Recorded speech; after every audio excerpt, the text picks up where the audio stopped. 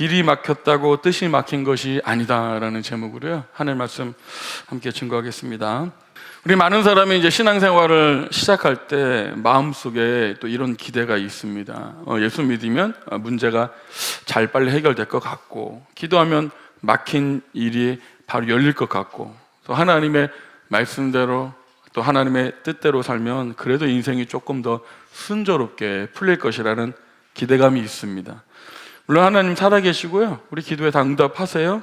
또 우리의 막힌 길을 또 열어주시는 분입니다. 그런데 신앙생활이 단지 모든 일이 잘 풀리는 삶이라고만 생각하면 어느 순간 실망하는 때가 찾아옵니다. 왜냐하면 성경은요, 오히려 우리에게 이렇게 보여주고 있어요. 하나님의 뜻대로 살아도 그 길이 막힐 때가 있다는 거예요. 그리고 정직하게 살아도 억울한 일을 당할 때가 있습니다. 믿음으로 순종해도요, 현실이 더 꼬이는 것처럼 보일 때가 있습니다. 요셉이 대표적으로 그랬어요. 요셉이 이 보디발 장군의 그 노예로 있을 때 그 아내의 유혹을 받잖아요. 근데 하나님 앞에서 정직하게 타협하지 않았습니다. 하나님 앞에 죄를 짓고 싶지 않았던 거죠. 인간적으로 보면 그 선택은 분명히 옳은 선택이었어요. 그리고 하나님 보시기에도 아주 기뻐하시는 선택이었습니다. 그런데 결과는요, 어떤 상이 아니라 감옥이었습니다. 오히려 그 신앙과 그의 삶을 인정받는 게 아니고요, 오히려 그에게 찾아온 건 억울함이었습니다. 그러나 나중에 돌아보면 그 감옥이 하나님의 뜻이 막힌 자리가 아니었다는 것을 우리는 다 알게 되죠. 오히려 하나님의 뜻이 더 깊이 진행되고 있었던 시간들이었던 거예요. 요셉에게 감옥은 막힘이었지만 하나님께서는 그것이 섭리였습니다. 그러므로 우리는 여기서 중요한 한 가지 사실을 배울 수 있어요. 하나님의 뜻대로 산다고 해서 언제나 그 일이 쉽게 잘 풀리는 것은 아니라는 거죠. 그러나 그 일이 막힌다고 해서 하나님의 뜻이 막힌 것도 아닙니다. 여러분, 예수님 믿고 신앙생활하는 모든 분들에게 참 꼭 필요한 말씀이에요. 뭐 신앙생활을 오래 했던 사람들이든 신앙생활을 이제 막 하는 어떤 새신자들도 우리 모두에게 필요한 말씀이에요. 예수님 믿으면 문제가 바로 다 해결될 거야 라는 기대만 가지고 신앙생활을 한다면 현실의 벽 앞에서 우리는 쉽게 낙심할 수가 있어요. 그러나 성경이 말하는 믿음은요, 단지 어떤 일들을 빨리 해결하는 그런 수단이 아닙니다. 믿음은 문제 한가운데서도요, 하나님의 뜻이 여전히 일하고 있다는 사실을 배우는 거예요. 하나님의 길은 늘 쉬운 길만 아닐 수 있지만 그러나 언제나 옳은 길이고 언제나 선한 길임을 믿으시기 바라요. 우리 편에서는 참 답답하기도 하고 참 이해할 수 없는 길 같아요. 그러나 한 가지 사실은 붙드셔야 돼요. 하나님은 언제나 선하세요. 그리고 하나님은 언제나 우리를 선한 길로 인도하세요. 내가 그것을 이해하지 못할지라도 우리가 그 믿음 분명히 갖고 있어야 합니다. 저는 바로 이 지점에서 오늘 본문이 아주 중요한 말씀을 우리에게 주고 있습니다. 하나님은 모세를 부르시고 자기 백성을 애굽에서 이끌어내라는 명령하셨잖아요. 그런데 하나님은요, 모세에게 야, 가면 다 잘 될 거야. 내가 다 준비해놨어. 너 걱정 말고 가. 술술 잘 풀릴 거야. 그렇게 말씀하지 않으세요. 오히려 오늘 보면 참 놀라운 얘기예요. 가면 바로가 쉽게 허락하지 않을 거야. 너 그 길이 막힐 거야. 이렇게 말씀하세요. 하나님은 자기 백성을 부르실 때 모든 것이 다 술술 잘 풀린다 그렇게 말씀하지 않습니다. 오히려 막힐 때가 있다라고 말씀하세요. 그런데 여러분 잘 기억하세요. 그 막힘이 하나님의 부재를 의미하는 게 아니에요. 하나님의 뜻이 중단되었다는 뜻도 아니라는 것을 우리는 분명히 알아야 돼요. 오늘 말씀은요, 하나님의 뜻대로 살려 하는데 일이 잘 풀리지 않는 낙심한 성도들, 또 여러 기대와 질문을 가지고 이제 막 신앙생활을 하려는 사람들에게 참 꼭 필요한 말씀입니다. 오늘 하나님이 우리에게 주신 말씀은 이거예요. 길은 막혀도 하나님의 뜻은 막히지 않습니다. 하나님은 이런 막힘 앞에서 우리가 뭘 먼저 가르칠까요? 하나님은 그 막힘 그 자체를 설명하지 않으세요. 왜 이렇게 막혔다 이렇게 자세하게 설명하지는 않으세요. 하지만 그 막힘을 알고 계신 분이 누구신가를 우리에게 말씀하세요. 저는 오늘 이 본문 19절은요, 우리를 가장 먼저 하나님의 이 한 말씀 앞으로 데려가고 있다는 사실을 보여줍니다. 그래서 첫 번째 나눌 말씀은 이거예요. 하나님은 막힘도 아십니다. 19절 보세요. 내가 아노니 강한 손으로 치기 전에는 애굽 왕이 너희가 가도록 허락하지 아니하다가. 이 말씀 매우 중요해요. 하나님은 모세를 보내세요. 내 백성을 구해내라, 바로에게 가서. 그러면서 길이 막혔을 때 마치 모르셨던 것처럼 말씀하지 않으세요. 어라? 야, 바로가 보내주지 않았어? 이거 미처 생각내가 못했는데? 그렇게 말씀하지 않으셨습니다. 또한 하나님은 모세를 보내면서 길이 막힐 것이라고 나중에 설명하지 않으세요. 모세를 보내신 후에 그가 뜻대로 되지 않아서 이렇게 말씀하지 않으세요. 야, 가보니까 길이 막혀 있었지. 사실은 말이다, 내가 그때 말 못했어. 이라는 식으로 말씀하지 않으십니다. 오히려 어떻게 해요? 먼저 말씀하세요. 내가 안다. 바로가 너를 쉽게 보내지 않을 거다라는 거죠. 여러분, 이 한마디가 얼마나 큰 위로가 됩니까? 진짜 여러분들 길이 막혔다고 느끼시는 분들, 또 하나님의 부재가 느껴지시는 분들, 제가 금요일에도 얘기했죠. 3종 세트, 마음이 힘들 때 오는 거 뭐였죠? 하나님의 그 생사 확인, 하나님 살아계십니까? 또 뭐가 있었어요? 소재 파악, 하나님 어디 계십니까? 또 뭐가 있었죠? 세 번째, 근태 관리, 하나님 일하고 계신 거 맞나요? 우리 자꾸 그런 의심한다 그랬잖아요. 그럴 때 여러분들 그런 마음이 있어요. 기억하세요. 하나님 이렇게 말씀해, 내가 안다. 이거는 단순한 어떤 정보적 차원에서 알미 아니에요. 하나님이 이 애굽왕 바로의 성격을 잘 파악하고 계신다는 그런 정도의 말이 아닙니다. 내가 봤을 때 내가 바로를 좀 잘 알거든? 얘 성격상 쉽게 보내주지 않을 거야. 그런 정도의 알미를 말하는 게 아니에요. 여기서 하나님이 내가 안다라는 것은요, 주권적 알미입니다. 이런 뜻이에요. 주권적 알미란 하나님께서 이 세상의 모든 일을 그저 미리 아신다는 그런 정도의 말씀이 아닙니다. 하나님은 자유로운 뜻과 작정에 따라 근거해서 모든 것을 아신다는 거예요. 이해하셨어요? 그냥 우연히 일어나는 것을 내가 그냥 미리 알고 있어, 이런 느낌이 아니에요. 다 하나님의 작정과 뜻 안에 근거해서 안다는 거예요. 다시 말하면 하나님은 이 세상이 어떻게 돌아가는지 관찰하고 그런 정보를 얻으시는 분이 아니고요, 오히려 하나님이 그렇게 작정하셨기 때문에 오히려 하나님의 뜻 안에서 그것을 아신다는 거예요. 이게 하나님의 주권적 알미라는 거예요. 하나님의 계획 안에서 알미라는 거죠. 하나님은 바로의 완고함도 아세요. 애굽의 저항도 아십니다. 앞으로 펼쳐질 모든 과정도 아세요. 하나님은 막힘을 모르고 계신 것이 아니라 처음부터 하나님의 작정과 뜻 안에서 이미 알고 계셨다는 사실이에요. 여러분, 이게 왜 중요할까요? 우리의 눈에는요, 막힘이 생기면 모든 것이 틀어진 것처럼 보이기 때문에 그래요. 우리는 일이 꼬이면 무언가 잘못됐다 이렇게 생각하잖아요. 길이 막히면 이거 하나님의 뜻이 아닌가 보다 이렇게 쉽게 결론 내려요. 그러니까 형편으로 하나님을 판단합니다. 한마디로 우리의 형편으로 삶을 해석하고 하나님을 재단하는 거죠. 그러나 오늘 본문은 그것이 꼭 맞는 해석이 아니라는 것을 우리에게 가르쳐줘요. 여러분들, 막힘은요, 하나님의 부재를 의미하지 않습니다. 하나님의 뜻이 실패했다는 것도 말하는 게 아닙니다. 때로는 막힘은요, 하나님의 계획 안에 있는 과정이에요. 하나님은 모세에게 야, 너 가면 잘 될 거야 그렇게 말씀하지 않으세요. 오히려 뭐라고 그러죠? 가면 바로는 쉽게 허락하지 않을 거야 이렇게 말씀하세요. 이것은 하나님께서 자기 백성을 속이지 않는다는 뜻이잖아요. 하나님은 단순히 모든 게 잘 될 거야 그렇게 말씀하지 않으세요. 믿고 가라 그러면 모든 거 다 해결될 거야. 내가 그렇게 다 길을 열어놨어. 너 그냥 가면 돼. 그렇게 말씀하지 않으세요. 하지만 분명한 것은요, 그 막힘이 하나님의 통치 밖에 있다는 것을 의미하지는 않습니다. 모든 것 다 뭐예요? 하나님의 다스림의 영역 안에 있다는 사실이에요. 한번 생각해 보세요. 만약에 바로가 모세의 첫 요구에 곧바로 좋다, 다녀온다 이렇게 허락했다면 어떻게 됐을까요? 모세가 가서 바로야, 하나님이 내 백성 데리고 나오래, 보내줘. 그랬어? 알아서 잘 가. 그렇게 됐으면 어떻게 했을 것 같아요? 출애굽 마치 모세의 설득력이나 어떤 협상력으로 된 일처럼 보이실 거예요. 다들 그렇게 보일 거 아니야? 야, 모세가 진짜 능력이 있구나. 얘가 참 협상을 잘하나 보다. 얘가 참 말과 지혜가 능하더니 이렇게 능력이 있네. 본인도 그렇게 생각할지도 모르고요, 사람들도 그렇게 생각할지 몰라요. 그런 하나님은 그렇게 하지 않으십니다. 왜냐하면요, 이 구원은요, 사람이 아니라 하나님이 하신 일이어야 되기 때문에 그래요.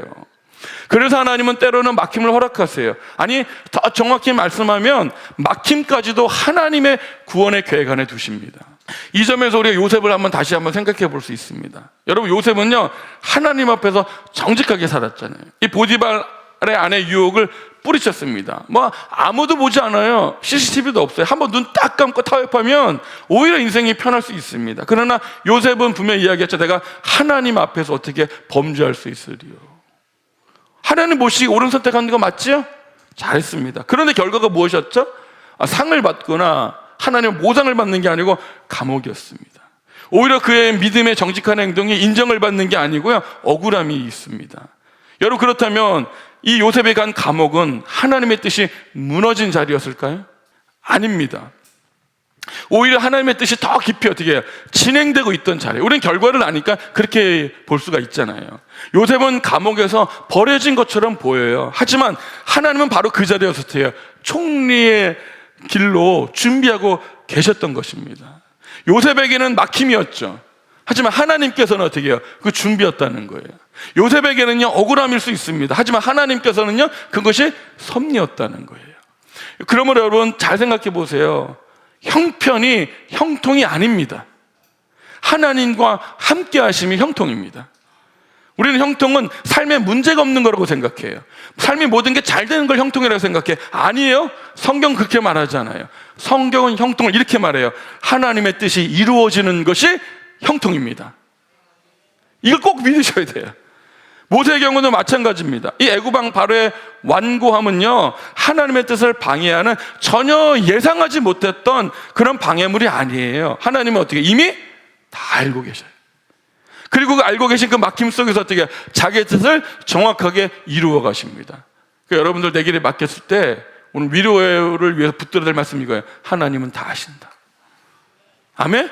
그냥 알고만 계신다가 아니라 그랬잖아요. 주권적 알미력. 하나님의 뜻과 계획과 작정안에 근거해서 아시는 알미라는 사실을 꼭 기억하시길 바랍니다. 여러분, 우리 삶도 그렇지 않습니까? 말씀대로 살려고 하는데 그 일이 더 어려워질 때가 있잖아요. 정직하게 살려는데 손해를 볼 때가 있습니다. 하나님의 뜻이라고 내가 믿고 시작했는데 그 관계가 더 꼬일 수 있어요. 자녀를 위해 기도하는데 이게 뭐 금방 달라지지 않을 수 있죠. 사역할 때도 마찬가지예요. 하나님의 응답 받은 것 같고 또 하나님이 함께 하시는 것 같은데 사역의 문이 쉽게 열리지 않을 수가 있습니다. 할렐루야? 우리 목회자도 다 그래요. 하나님의 뜻과 사명을 부르신 것 같고 어떤 그 열정과 그 뜨거운 마음으로 시작하지만 그 길이 쫙 열리지 않는 경우가 많잖아요. 그때 참 우리 사람들이 낙심하게 되고 쉽게 흔들리게 됩니다. 하나님 정말 함께 하시는 게 맞나? 내가 잘못 들은 거 아닌가? 하나님 날 부르지 않으셨는데 내가 그냥 손 들고 그냥 스스로 나온 것 아닌가? 그런 생각이 들 때가 많아요. 아니, 하나님의 뜻이라면 왜 이렇게 막히지? 그런 생각이 있습니다. 그때 여러분들 하나님이 이렇게 말씀하세요. 내가 안다. 하나님이 여러분들의 삶을 다 아십니다. 이게 위로가 되길 바라요. 이 말씀을 마음에 깊이 새기세요. 하나님은 지금 내가 만나는 그 벽도 알고 계세요. 내가 설명할 수 없는 그 지연도 다 알고 계세요. 내가 낙심하고 있는, 답답하고 있는 그 모든 상황도 다 알고 계세요. 하나님은요, 절대로 놓치지 않으세요. 하나님이 늦게 알게 되신 것도 아닙니다. 나중에 알게 되는 것도 아닙니다. 몰랐다가 나중에 야, 너 지금 그런 일이 있어서 그렇게 맡겼어? 몰랐다. 야, 얼른 내가 수습해 줄게. 절대 그러지 않으세요. 하나님은 처음부터 다 알고 계셨고 그 모든 것은 다 하나님의 계획 안에 포함되어 있습니다. 이 세상의 모든 일은요, 하나님 안에서 결코 우연이 없습니다. 아멘? 모든 것은 하나님의 주권 아래에 있어요. 새가 나는 것도 새가 떨어지는 것도 다 하나님의 주권 안에 있습니다. 하나님의 허락 없이 하나님의 주권을 벗어나서 새가 떨어져 죽는 일은 없습니다. 농담으로 얘기해 볼게요. 그 얼마나 감사합니까? 여러분, 그렇지 않으면요, 만약 하나님의 주권 안에 있으면요, 어떻게 우리 교회 오고 가는데 막 새가 막 줄줄줄 떨어져 죽고 있어요. 끔찍하잖아요. 하나님 우리가 보지 않는 데서 새가 떨어뜨리세요. 그러므로 오늘 우리가 붙들어야 될 첫 번째 진리는 이것입니다. 막힘은 하나님의 부재가 아니라 때로는 하나님의 계획 안에 있는 과정입니다. 이렇게 해석을 하셔야 돼요. 길이 막혔다고 해서 하나님의 멀리 계신 것이 아니에요. 문이 닫혔다고 해서 하나님의 뜻이 무너진 것도 아니라는 거예요. 오히려 하나님의 사람은 그 막힘 앞에서 우리 다 이렇게 고백해야 돼요. 하나님, 이 상황도 주께서 아십니다. 이 고백이 우리 믿음의 출발이에요.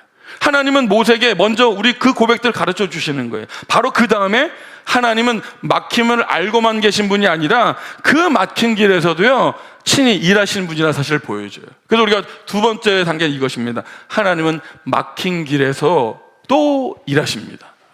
20절 볼게요. 내가 내 손을 들어 애굽 중에 여러 가지 이적으로 그 나라를 친 후에 그가 너희를 보내리라. 이 말씀 참 중요합니다. 하나님은 모세에게 막힐 거야 라고만 말씀하지 않으세요. 그 막힘을 내가 알고 있어 라고만 말씀하지도 않으세요. 아, 바로가 너 쉽게 허락하지 않을 거야. 만만치 않다? 그러니까 너 가서 설득 한번 잘해봐. 네 능력 한번 보여줘 너 할 수 있어. 그렇게 말씀하지 않았다는 거예요. 뭐라 그러죠? 강한 손으로 치기 전에는 내가 내 손을 들어 애굽 중에 여러 가지 이적으로 그 나라를 친 후에야 하나님이 일하신다는 거잖아요. 여러분, 이거 참 큰 위로입니다. 왜냐하면 우리는 자꾸 하나님의 일도 결국은 사람의 능력이 달려있다 생각하기 때문에 그래요. 하나님은 맨날 말씀만 하지 일은 내가 다 해. 그렇게 생각하시면 안 돼요. 사역도 막 내가 다 잘해야 되고, 가정도 내가 어떻게든 막 붙들어야 되고, 관계도 어떻게든 내가 다 풀어야 되고, 내 문제도 내가 끝까지 막 버텨내야 한다는 생각이 있잖아요. 어느 순간 보면 현타가 오는 거죠. 하나님 보니까 말씀만 해.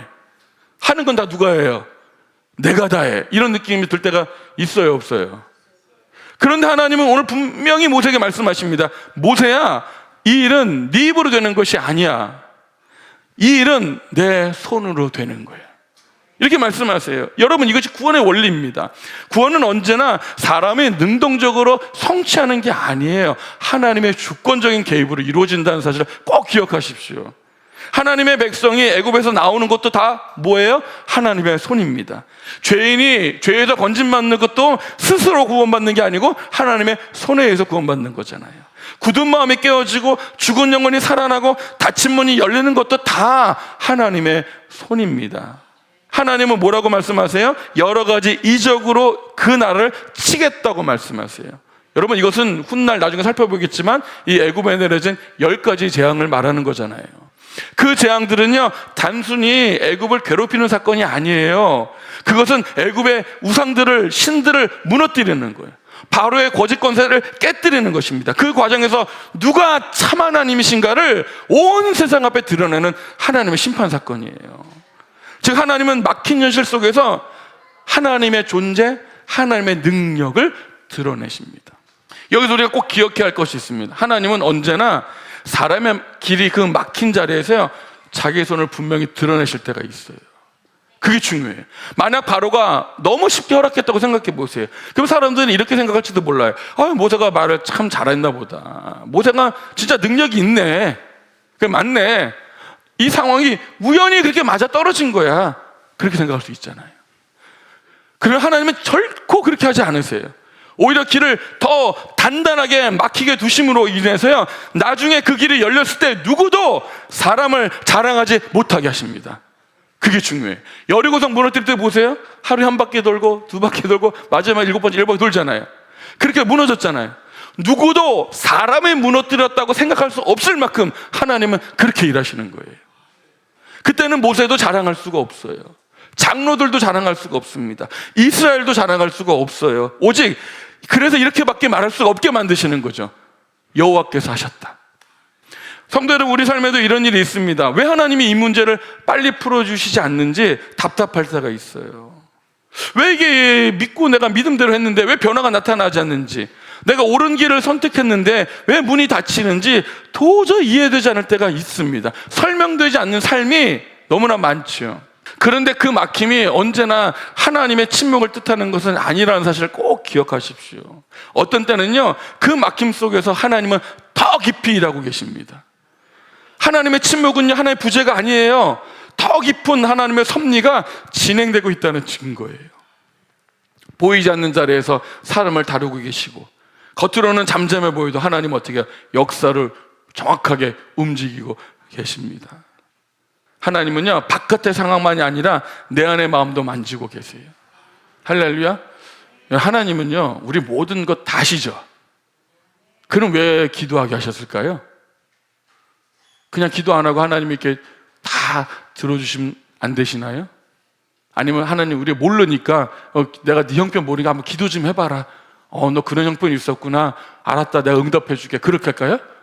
아니, 하나님 다 아시는데 왜 기도할까요? 여러분, 기도하지 않고 하잖아요. 그러면 우연이 된 줄 알아요, 우리는요. 사람의 능력으로 된 줄 알아요.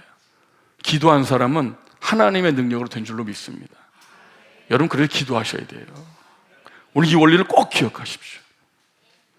하나님은 외부의 바로만 다루시지 않습니다. 우리 안에도 바로가 있어요. 하나님보다 내가 더 통제하고 싶은 마음, 하나님보다 내 계산을 더 신뢰하려는 마음, 하나님보다 눈에 보이는 현실을 더 크게 보이는 마음, 그런 것들이 다 우리 안에 바로예요. 그래서 하나님은 때로 외부 환경만 바꾸시는 게 아닙니다. 그 막힘의 시간을 통해서 우리 자신도 함께 다루고 계세요. 우리가 누구를 의지하고 있는지, 정말 하나님만으로 충분한지, 하나님의 손이 아니면 안 된다는 사실을 분명하게 배우게 하십니다. 우리를 부르신 이유가 있었다 그랬죠. 아들의 형상을 본받게 하기 위한 거. 하나님 우리를 그렇게 빚어가세요. 그래서 하나님의 침묵은 하나님의 부재가 아니라 더 깊은 신뢰를 요구하시는 하나님의 초대이고요, 하나님이 우리를 빚으시는 거룩한 손길도 되는 거예요. 이 막힘의 시간을 통해서 하나님은 역사를 이루어가시면 동시에 우리도 다루어가세요. 하나님은 더 깊이 신뢰하도록. 요셉을 다시 한번 생각해 보세요. 감옥은요, 요셉에게 길이 막힌 자리였죠. 하나님 앞에 정직하게 살았는데 억울하게 감옥에 갇혔어요. 인간적으로 보면 거기서 끝낸 것 같았습니다. 그런데 하나님은 그 감옥에서도요, 정확하게 일하고 계셨잖아요. 요셉은 모르고 있었습니다. 하지만 하나님은 감옥 안에서도요, 만남을 통해서 역사를 이루어 가십니다. 요셉의 감옥에서 누굴 만났죠? 떡 맡은 관원장, 술 맡은 관원장을 만났습니다. 아주 고위직입니다. 근데 그들의 꿈을 해석하는 게 되잖아요. 떡 맡은 관원장은 금방 처형하게 된다는 사실을 요셉이 해석해 줘요. 한편으로는 어떻게 하죠? 술 맡은 관원장은 해석을 해서 그가 복직될 것을 해석해 주잖아요. 여러분들, 이 과목은 끝난 자리 같지만 하나님은 바로 여기서 바로의 꿈과 연결시켜서 바로 애굽의 총리까지 이루어 가시는 그 길을 준비하고 계셨던 거예요. 요셉은 막힘이었지만 하나님께서 어떻게 계획이었습니다. 안 그랬다면 여러분들, 이 가나안에 있던 이 야곱의 아들 요셉이 어떻게 애굽의 총리까지 갈 수 있습니까? 바로가 막 꿈을 꿨는데 내 꿈을 해석해라 하고 요셉이 막 공곤해서 막 손 들고 가서 할 수 있나요? 전혀 그럴 수 없잖아요. 하나님이 그 길로 인도하시는 과정이었다는 거예요. 여러분, 이 술 맡은 관원장의 꿈에 대해서 요셉이 해석해 주잖아요. 당신은 금방 복직될 것입니다. 이렇게 해요. 그리고 한 가지 부탁을 합니다. 당신이 내 해석대로 잘 되거든 나를 어떻게 해요? 생각하고 내 사정을 바로에게 잘 말씀해 주셔서 내 억울함 좀 풀어주시고 나를 여기서 어떻게 해요? 건져주소서 부탁해요. 근데 정말 요셉 꿈 해석대로 술 맡은 관원장에 복직하게 됐습니다. 기대를 가질 수가 있겠죠. 하지만 성경은 이렇게 말하고 있습니다. 술 맡은 관원장이 요셉을 기억하지 못하고 그를 잊었더라. 아니, 하나님 때문에 뭔가 잘 되는 것 같잖아요. 하나님이 알려주신 대로 꿈도 해석하고 일들이 이루어지는 것 같잖아요. 그러면 정말 여기서 이제 끝나나 보다 이렇게 생각할 수 있는데 술 맡은 관원장이 요셉을 잊었습니다. 무려 2년 동안 성경 글을 잊었다 그래요. 막혔나요? 막혔다고 볼 수 있죠. 하나님 뜻이 막혔다 보다. 내가 예전에 아버지가 꿈꿨던 거 그거 그냥 개꿈인가 보다 이렇게 생각도 있잖아요. 하나님 앞에 정직하게 사는 것이 아무 의미가 없구나 이렇게 막힐 수 있잖아요. 그러나 그렇지 않습니다. 하나님은 잊고 계시지 않았다는 거예요. 술 맡은 관원장은 잊을 수 있을지나 하나님은 잊지 않으셨습니다. 외면하고 계신 것도 아닙니다. 정확히 하나님의 뜻 가운데 일이 진행되고 있었던 거예요. 사람의 눈에는 막힘이었지만 하나님께서 어떻게 그것이 정확하게 하나님의 계획 속에서 진행되고 있었던 사실입니다. 임계점이란 말을 아세요? 임계점? 임계점이 아세요? 양이 충분히 차면 질적인 변화를 가져오는 그 경계점. 쉬운 말로 설명드리겠습니다. 우리 보통 물은 몇 도에서 끓죠? 여기 과학적 정확히 따지지 마세요. 보통 100도에서 끓습니다. 잘 보세요. 물을 착 끓입니다. 한 1분 지났어요. 끓는 것 같지 않아요. 이거 물이 알 끓는다 그렇게 생각하나요? 아니에요. 99도입니다. 끓어요, 안 끓어요? 안 끓어요. 몇 도에 끓으려고 그러세요? 100도에서 끓어요. 99도에서 1도만 하면 끓잖아요. 알 끓는 게 아니에요. 백도를 향해 가고 있는 거죠. 그 백도 가는 게 임계점이거든요. 근데 우리의 신앙생활은요, 다 그 어딘가에서 멈춰요. 한 30도 끓을 때 물이 안 끓네? 50도가 물이 안 끓네? 어떤 분은 마지막 99도에서 멈추는 분들 계세요. 물이 안 끓네? 안 끓고 있었나요? 아니요. 끓고 있었던 거죠. 여러분, 우리는 이 원리를 기억해야 합니다. 하나님 지금도 막힌 길에서 일하세요. 그러면 지금 눈에 보이는 변화가 없다고 해서 하나님이 일하지 않으신다고 우리는 말할 수가 없습니다. 우리는 뭔가 변화가 보여야 일하신다고 생각하죠. 하지만 하나님은 보이지 않는 자리에서 분명히 일하고 계세요. 그게 믿음의 눈으로 보는 거예요. 말씀을 통해 보는 거예요. 사람의 문이 닫혔을 때도요, 하나님의 손은 여전히 움직이고 있습니다. 요셉의 입장에서 보면 길이 다 막힌 것처럼 보이잖아요. 누구라도 그렇게 생각할 거예요. 그러나 우리가 지금 이 모든 결과를 알고, 하나님 말씀 알고 보면 어떻게 돼요? 여러분 같으면 뭐라고 말씀하겠어요? 요셉이 막 여기다 잊혀지고 감옥에서 절망하고 나 이제 죽어야겠다 막 그런 순간에, 자살하려고 막 하는 그 순간에 여러분들이 타임머신 타고 그 감옥에 가면 요셉에게 뭐라고 말하겠어요? 너 진짜 길 막혔으니까 하던 거 맞아요. 그렇게 하겠어요? 아니야, 좀만 버텨. 너 막힌 게 아니야. 하나님 지금 일하고 계셔. 그렇게 말하고 있지 않을까요? 전 여러분들의 삶에도 여러분들이 스스로 하나님 문서 그렇게 말씀해 주길 바라요. 자, 오늘 그래서 우리가 붙들어야 될 두 번째 진리는 이것입니다. 막힌 현실은 하나님의 무능력을 보여주는 것이 아니고요, 때로는 하나님의 능력이 더 분명히 드러나는 자리입니다. 우리 그 소망으로 기다리는 거예요.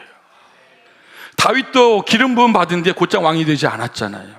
광야와 도망의 시간을 지나면서 이 왕으로 준비되는 시간들을 보냈습니다. 바울도요, 그 가고 싶은 길이 다 막혔거든요. 그러나 하나님은 그곳에서 새롭게 길을 인도하잖아요. 참 아시아에서 사역이 잘 됐어요.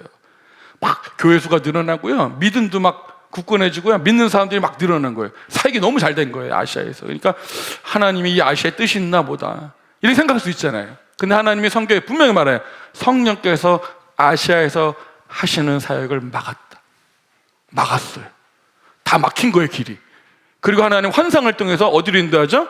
마게도냐 환상을 통해서 유럽으로 인도해요. 거기서 우리가 잘 아는 루디아 여인을 만나고 유럽에 복음이 전해지잖아요. 막힌 것 같지만 하나님 그 막힘을 통해서 방향을 트시는 거예요. 하나님은 일하고 계십니다. 여러분, 창끝이라는 영화 아세요? 기회에 담아 한번 보세요. 우리가 봤던 것 같기도 한데, 이 창끝이라는 영화가 있습니다. 이게 1950년대를 배경으로 하는데요, 이 미국의 이제 선교사, 다 젊은 선교사분이거든요. 5명이 그 당시에 세상에서 가장 잔인한 부족을 알려진 이 에콰도르의 이 와오다니 부족으로 복음을 전하러 가요. 아마존 정글 같은 곳이에요. 복음을 들고 이 미전도 정적에 나아갔습니다. 그게 하나님 뜻이라고 생각하고 순종한 거예요. 그런데 여러분, 사람의 눈으로 보면 그 결과가 너무 충격적이에요. 제가 그 장면을 아직도 잊혀지지가 않아요.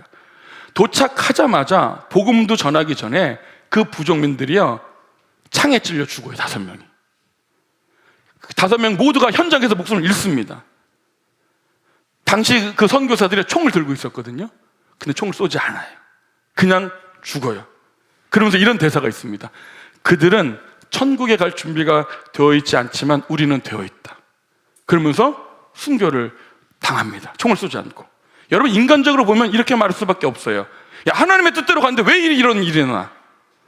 이게 무슨 순종의 열매입니까?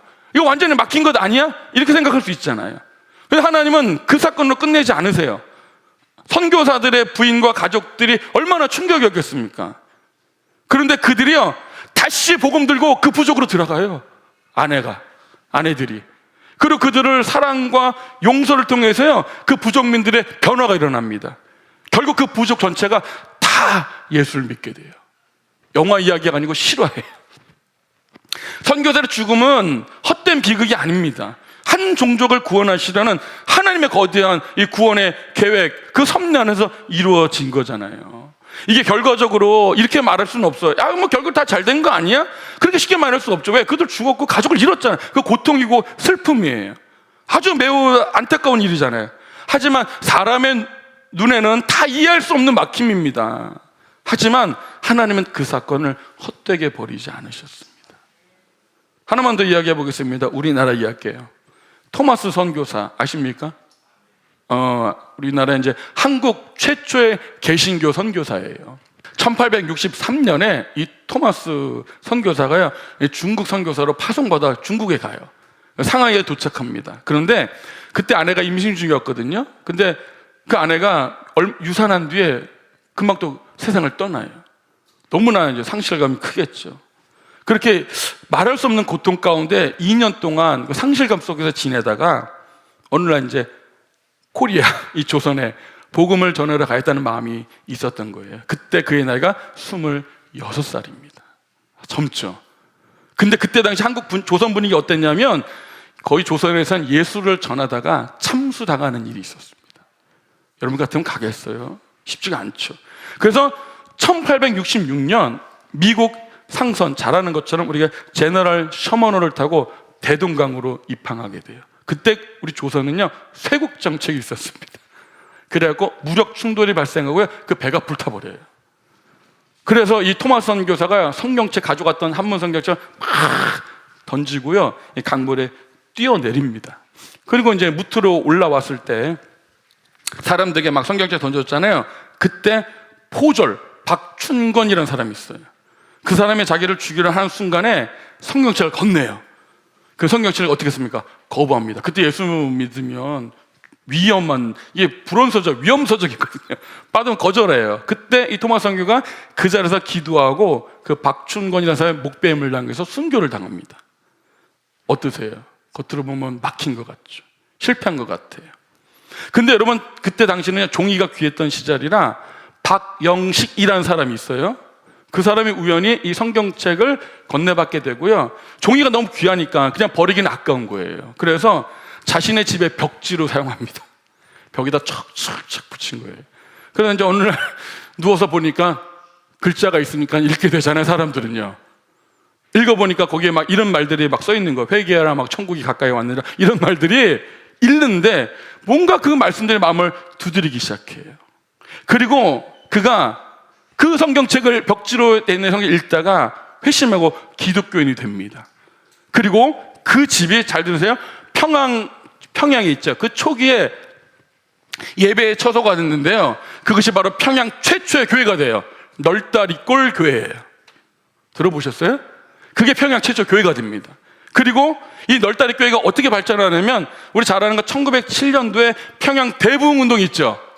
그 교회 이름이 뭘까요? 장대현 교회잖아요. 이 널다리 교회가 발전해서 장대현 교회가 된 거거든요. 놀랍지 않으세요? 또한 이 토마스 선교사를 죽였던 포졸 박춘권이라는 사람이 있죠.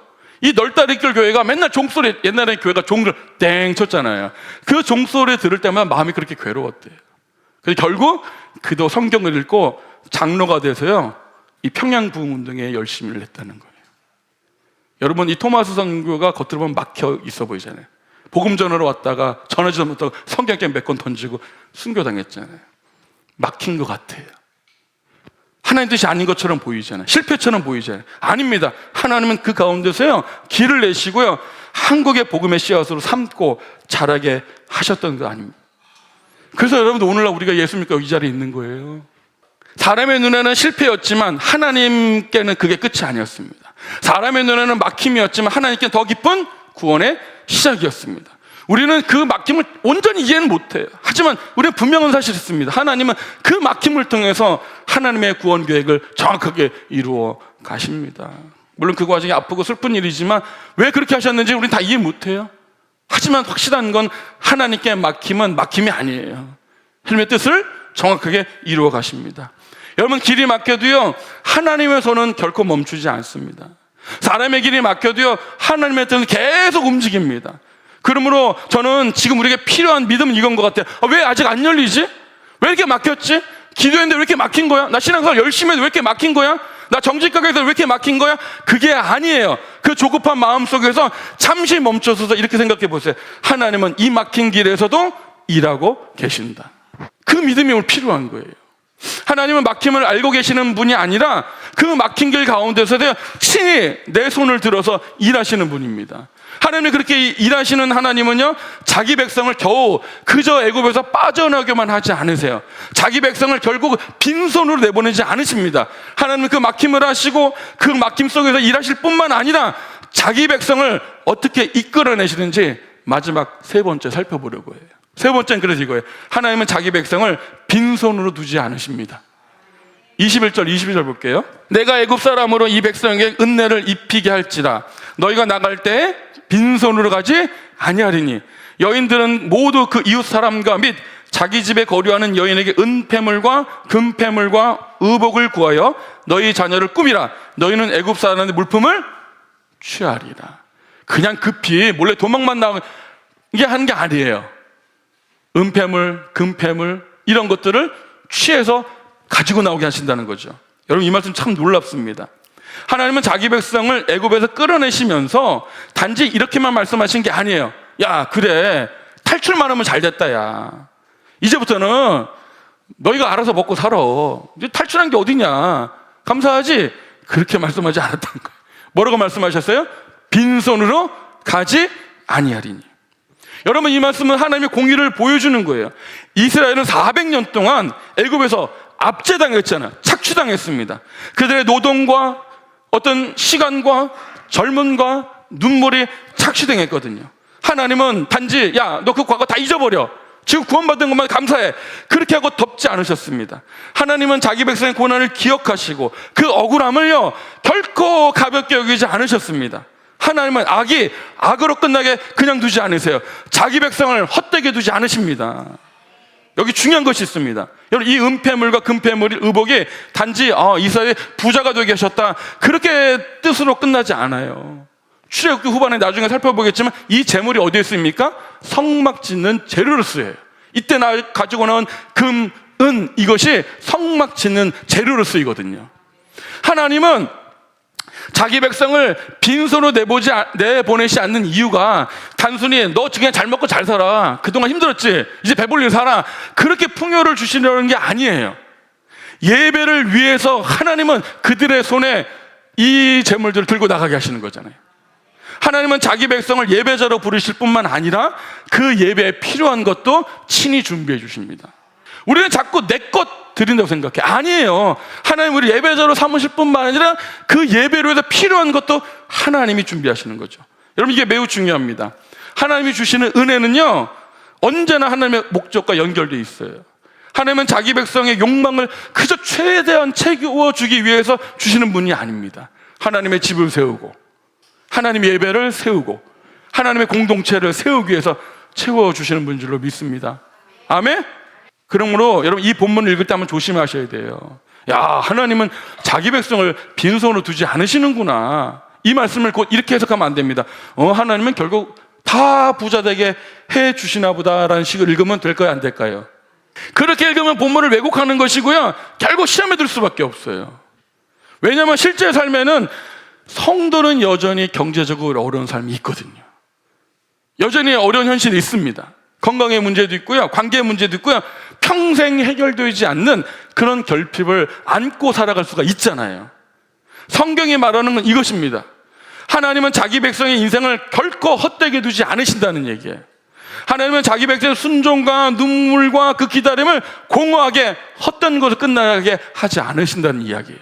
하나님은 자기 백성을요, 결국 예배와 공동체를 세우는 일에 사용하시기 위해서 필요한 것을 채우십니다. 오늘 이 말씀 잘 들으셔야 돼요. 그래 앞으로 신앙의 길이 뚫려요. 이걸 이해하지 못하면 신앙생활은 내내 억울해요. 내내 원망과 불평밖에 나올 수밖에 없어요. 하나님 말씀은 믿어지지가 않습니다. 오늘 이걸 잘 읽으셔야 돼요. 그래도 여러분, 근데 하나님 채워주시는데 이 모양이 사람마다 달라요. 어떤 사람에게는요, 물질로 채워줍니다. 어떤 사람에게는요, 시간을 주실 수 있어요. 어떤 사람에게는요, 지혜를 주실 수 있어요. 어떤 사람에게는요, 상처를 지나며 얻게 된 그 위로를 주실 수가 있죠. 어떤 사람에게는요, 고난을 통과하면서 생긴 그 깊은 믿음으로 채워줄 수가 있어요. 왜 그렇죠? 다 다르게 채워주는 거예요. 하나님은 그 모든 것들을 통해서 하나님의 집을 세우고 하나님의 백성을 세우고 예배를 세우기 위해서입니다. 예전에 저희 어렸을 때만 해도 교회는요, 대부분 두 그룹의 사람들이 세웠어요. 누굴까요? 우리 젊은 대학생 백수들, 그 다음에 뭐 있죠? 지금 일하지 않는 주부들. 이분들이 교회를 세웠거든요. 그분들이 막 시간을 내서 헌신하고 세웠잖아요. 또 그분들만 수고만 있었나요? 아니죠. 시간이 내지 못하시면 또 물질로 세우기도 하고, 어떤 분들한테 또 기도로 섬기기도 하고, 어떤 분들은 몸을 통해서. 하나님은 이 하나님의 공동체를 세우기 위해서, 예배를 위해서 각자 하나님을 채워주시는 거예요. 꼭 우리는 그게 제 물질로만 채워준다 이렇게 생각하니까 힘든 거예요. 그렇지 않습니다. 이렇게 보면 우리의 인생도 다르게 보입니다. 하나님이 내게 주신 재물도, 시간도, 은사도, 관계도, 경험도 다 다르게 보이는 거예요. 그것들은 단지 내가 얼마나 더 누리고 살 것인가의 재료가 아니라 하나님께 어떻게 드려질 것인가의 재료로 보이게 되는 거예요. 아, 하나님은 저 사람에게 물질을, 하나님은 저 사람의 시간을, 아, 하나님은 나에게 믿음을, 하나님은 나에게 무엇인가를 주셨구나, 이렇게 달리 볼 수가 있는 거예요.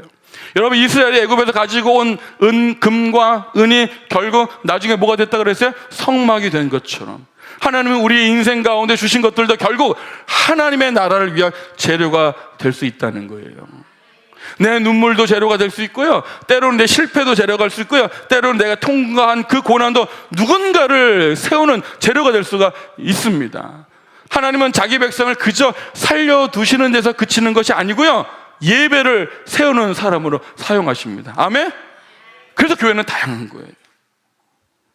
그래서 성도 여러분, 빈손으로 두지 않으신단 말을 잘 이해하시기 바랍니다. 그저 네가 경제적으로 물질로 더 많이 갖게 될 것이야, 그렇게 말씀하시는 건 아니고요, 내가 너를 헛되게 하지 않겠다, 이 말입니다. 내 인생의 눈물도, 내 인생의 기다림도, 내 인생의 막힘도, 내 인생의 순종도 다 하나님의 예배의 재료가 되겠다는 말씀이, 헛된 것이 없다입니다.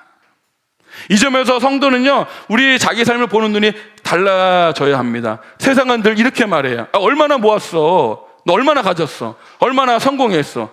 그런데 하나님은 다르게 물으세요. 야, 내가 내게 준 것을 어떻게 드릴 것이냐?